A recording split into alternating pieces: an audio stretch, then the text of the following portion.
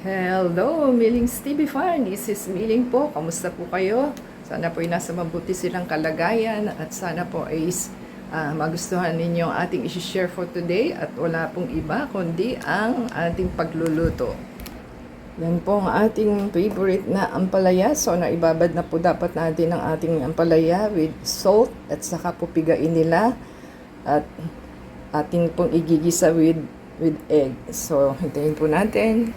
So, yan po ang ating ampalaya. Ang gagawin lang po natin is ibabad at pigain para po matanggalan ng kahit papaano ng konting pait. So, hugasan po uli natin the same time pigain. So, para matanggal naman po yung alat na inyong inilagay. So, ganyan lang naman po siya. So, hintayin po natin.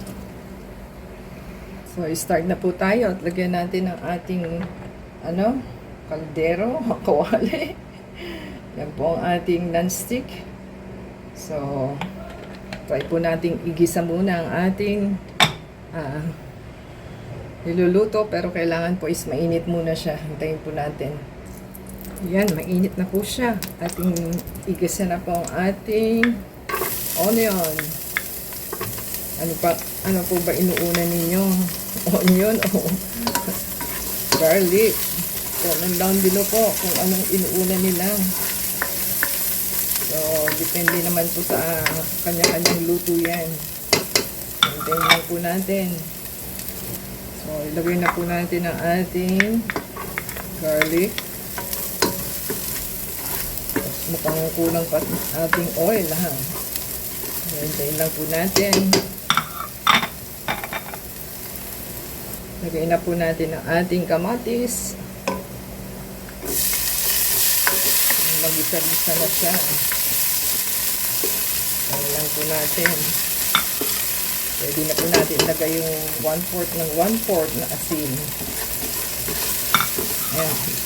Ganyan lang naman po. Ganyan lang po natin.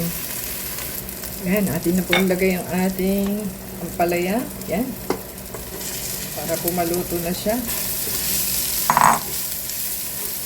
Ilagay na po natin ang ating salt and pepper.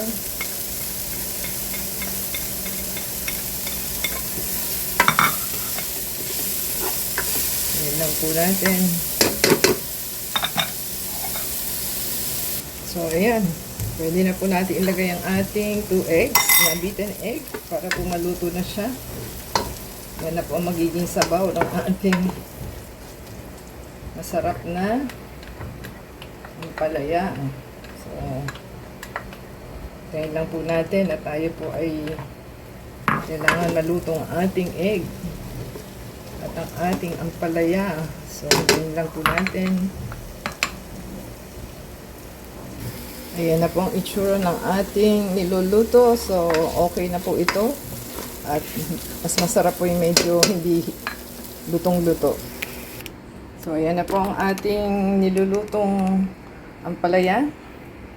Kung nagustuhan po nila ang ating video for today sa ating nilutong ampalaya, give us a thumbs up, comment down below po, at ating po isa-shoutout inyong names and channels sa next video. In the same time, don't forget to subscribe and either sa Facebook, Twitter, TikTok, and Instagram, and play the ads and video para po ma-monetize tayo for your support. Until next time po, God bless everyone.